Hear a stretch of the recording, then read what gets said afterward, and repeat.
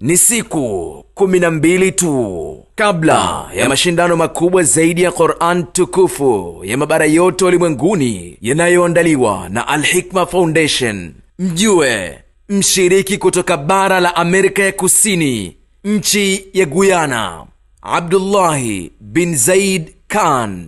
Qur'an ni ncha kwa ncha, bega kwa bega, mkono kwa mkono, mguu kwa mguu, hadi kwa Mkapa. Mashindano haya yapo chini ya udhamini mkuu wa benki ya PBZ Ikhlas.